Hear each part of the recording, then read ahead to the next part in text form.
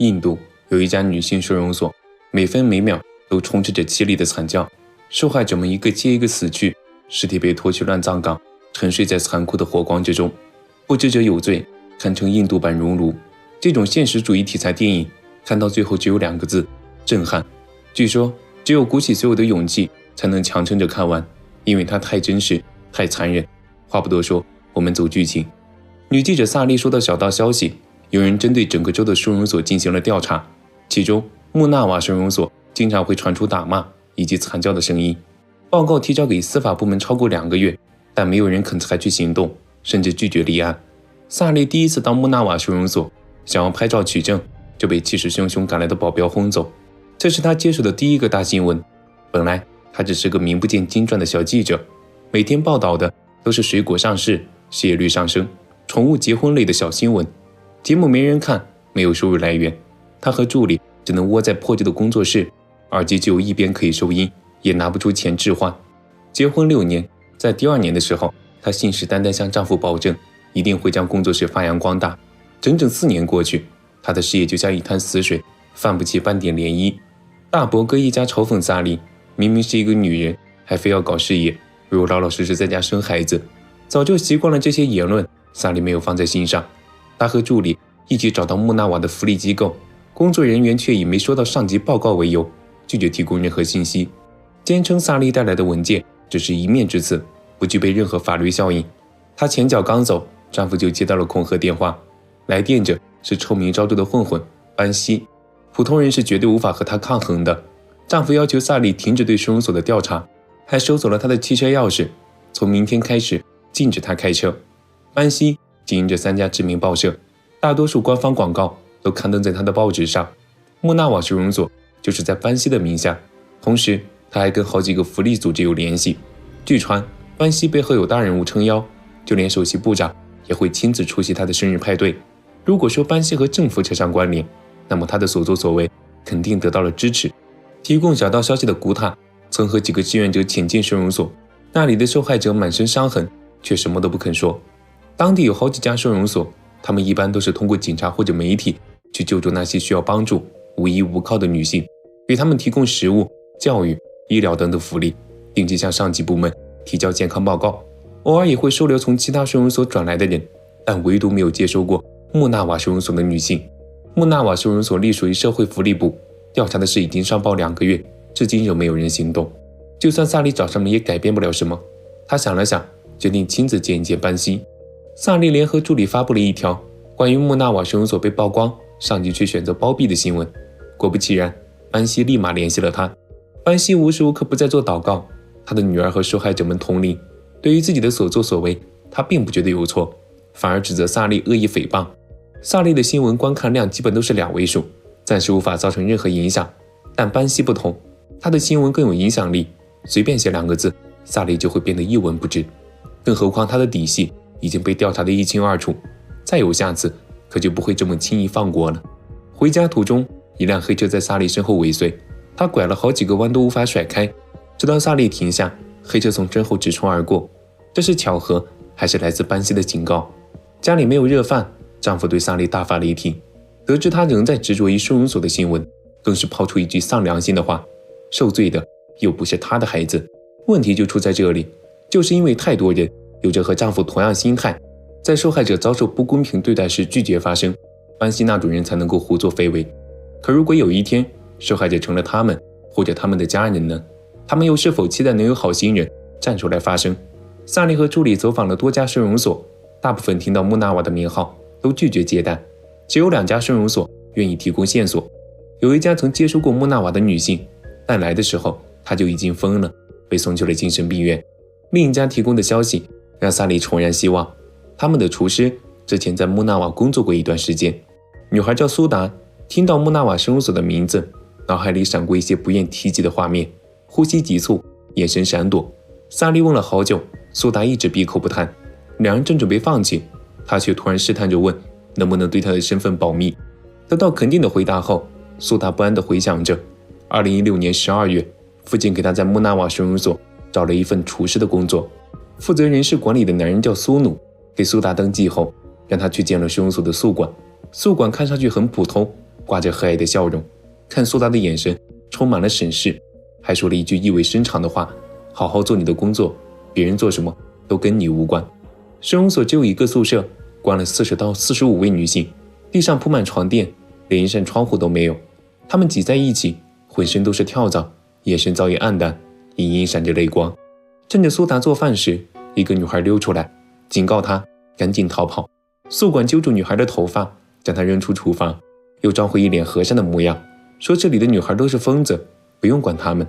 到了深夜，苏达被喧闹声吵醒，他打开门，看见男人们扛着女孩，拖着麻袋，嘴里嚷嚷着扔到乱葬岗就行了。宿管在宿舍里穿好衣服，楼上的房间躺着早已说不出话的女孩。苏达在这个小小的收容所转了又转，像陷入了地狱的迷宫。每打开一个房间，里面的场景就让他多一分绝望。他刚想回到休息室，就撞上宿管在楼道里巡逻。白天的女孩救了他一命，将他拉进了库房。直到现在，苏达明白，继续在这里待下去只有2个结局：服从或者活埋。女孩没有央求苏达带她离开，而是说着赶紧跑吧，我走不了了。收容所随时都有人巡逻，想跑谈何容易。班西靠近新来的苏达，两眼放光。宿管告诉他，这是穆纳瓦的神，只有赢得他的欢心，才能过上好日子。苏达拯救不了所有人，只能尽量填满他们的饭盆。听着大人们的对话，才知道宿管也不是个好东西。他从不用烟灰缸，因为受害者们就是宿管的烟灰缸。收容所只有1个厨师，没人对苏达动手，可他明白那只是暂时的。趁着恶魔们狂欢，他收拾好行李，心惊胆战地往出口逃去，因为他明白再不逃就找不到第2次机会了。萨利得到了真相，内心只觉一阵沉重。世界上像苏达这样孤立无援的人实在太多了，要为他们发声，只能靠萨利的正义心。这就是人和动物的区别，人类是可以想办法伸张正义的，如果连这点都做不到，那就和动物无异。萨利对班西的新闻穷追不舍，大伯哥一家上门说3道4。一开始他们就觉得萨利不是个好妻子，还不如当年就回绝了这门亲事。萨利回家刚好听见大伯哥的闲言碎语，他不管别人怎么说，坚定表示要让班西得到审判。大伯哥讽刺萨利，一个小记者能做什么？有本事就去法院立案。这番话点燃了萨利的怒火，他确实没什么本事，那大伯哥呢？身为一个资深律师，对真正需要帮助的人不闻不问，现在有什么资格坐在他家批评？要知道，不是穿上了黑大衣就能配得上律师这个称呼。意外的是，没过几天，班西就收到了公益诉讼，匿名诉讼人要求严查班西以及他的保护伞。能提起公益诉讼，意味着匿名人肯定对案件有所了解。想来想去，也就只有一直针对班西的萨利符合这个条件。班西当时就慌了，这是碰上硬茬子了。他联系了保护伞、政客辛格，收容所的事，辛格也有参与，再三保证过，绝对不会被媒体发现。就算发现，他也能处理。现在吃上诉讼了，辛格不紧不慢的态度让班西恼火。尽管萨利现在还是个没有名声的记者，可万一有一天他火了呢？辛格接到过上级命令，明令禁止对萨利动手。她是女性，还是个记者，一旦遭遇不测，辛格一伙人全都会被媒体围攻，到那时才是真的得不偿失。萨利也意识到，他们的频道得不到更多关注，得尝试接触到更多媒体。从明天开始，他决定每天都要做一个针对班西长达半小时的现场报道，来吸引人们的注意。班西想不到解决方法，拿收容所的受害者们撒气，一时间惨叫声响彻云霄。属下来报告，仍没有查到提出诉讼的匿名者，但萨利的大伯哥是律师，说不定他也会参与。辛格说不能对萨利动手，却没说过不能动他的家人。萨利接到大伯哥送去急救的消息，才知道他头部受了重伤，还失去了一条腿，而警方根本不肯立案。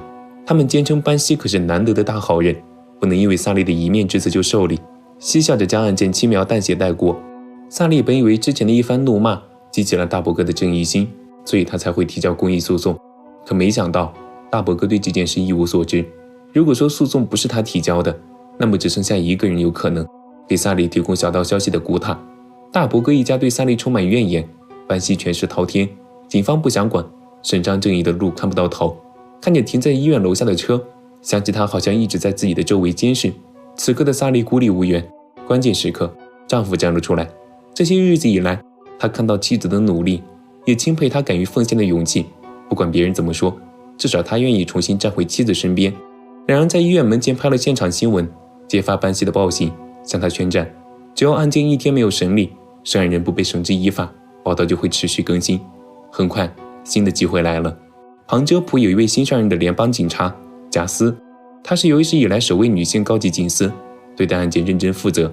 贾斯看过萨利的报道，得知当值警方不肯为殴打事件立案，立马打电话将其停止调查。收容所的问题，贾斯也有关注，但没有确凿证据，无法确认报告的准确度。莫纳瓦的事会牵连到很多人，贾斯只能先想办法取证，再决定下一步行动。他派了2个下属前往收容所逮捕人事管理苏努，但这群人根本不惧怕警察。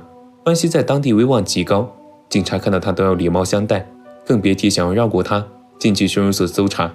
贾斯的上司认为，在得到社会福利部门的批准前，任何人都不能采取行动。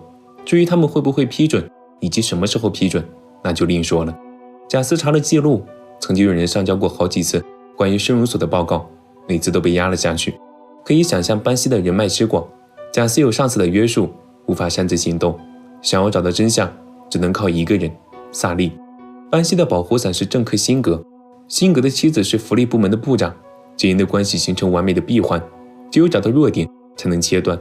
萨利让助理扮演成辛格的支持者假意投诚，说萨利已经收集到对他不利的铁证，就连他的妻子也会受牵连。而向萨利提供证据的人，正是收容所里的马仔。辛格有一瞬间产生了怀疑，萨利赶紧加了把火后，在节目上声称警方已经立案，会对知情人展开调查。辛格害怕受到牵连，顿时急得像热锅上的蚂蚁，给班西拨起电话，怒骂他没有管好手底下的人。马仔挨了一顿打，同伴们赶紧劝阻，别打了，用棍子吧，不然手会疼的。眼看班西顺手拿起锤子，马仔才想起来喊冤。听完他的解释，冷静下来的班西如梦初醒，明白是有人想故意激怒，让他露出马脚。关键时刻，古泰又提供了线索，另一个小镇的福利部官员杜贝4天前被人谋杀，是一个经常挪用补助经费的组织做的。如果说关于收容所的新闻一直没有热度，倒不如尝试从其他的视角入手。杜贝是一个正直的人，他也曾想方设法揭开收容所的黑幕，对他下手的人自然是班西。萨利握着一张白纸，扬言手头有涉案人员名单，从国家要员到知名人物均榜上有名，明天的节目里将会公开。报道一经发出，辛格和他的部长妻子都慌了，首席部长打了电话责问，要求两人立即立案。同一时刻，贾斯给萨利带去2个消息，好消息是明天会有一次突击行动，所有受害者都会被转移到福利会，做完身体检查后再审判班西。但坏消息是，福利会的负责人是班西的马仔，他怎么可能站在班西的对立面公开真相？不管是贾斯还是萨利，手头没有任何针对受害者的报告和数据，法庭只看证据。虽然很悲哀，可这就是现实。眼下唯一的希望只能寄托在唯一的幸存者苏达身上。在第一次见萨利的时候，他就明确表示过不愿意公开身份，更不可能作证。苏达坚称和受害者们没关系，可那个助他逃走的女孩呢？如果没有女孩的提醒，苏达的命运就会跟他们一样。如果始作俑者不会被绳之以法，还会有更多的受害者走进收容所，他们能和苏达同样幸运吗？谁都想过上平静舒适的生活，不必在乎其他人的死活。萨利也是，他不需要对任何受害者负责，可他仍然夜不能寐，食不知味，只是因为一点，他害怕对不起自己的良心。苏达僵硬地站在原地，一言不发。萨利不再坚持，转身离开，对着汽车撒气。好在他刚才的一番话还是成功唤醒了苏达的良知。苏达站出来，向大众揭露了黑暗收容所的秘密。第二天一大早，警车浩浩荡荡驶入小巷，贾斯带着人打开那扇紧闭的宿舍门，他们渴望的眼神狠狠刺痛了所有人的心。这些鲜活的生命，他们本该活在阳光之下。越来越多的媒体关注到这件事，而全程负责报道的萨利理所当然站在最前方。班西不知悔改，眼神怨毒地盯着警方，但他的保护伞为了自保，早就将他弃之不顾。在群众的高声唾弃中，班西终于迎来正义的审判。提到这种事，有人会感到愤怒，有人会感到难过。这种新闻可能会见报，也可能被某则广告取代。生活中有一些事，或许比这条新闻重要得多。但有没有想过，很多遭受不公平对待的人，他们都没有家人。相比之下，你我都是幸运的，遇到了什么可以告诉妈妈，可他们很多人甚至都没见过自己的妈妈。有人一腔热血，想要成为群众的声音；有人保持沉默，害怕发声。也有人会觉得我差我一个，毕竟我的声音微不足道。可是千万个微不足道的声音汇聚在一起，也能震耳欲聋。如果每个人都选择沉默，那么真相又该由谁诉说？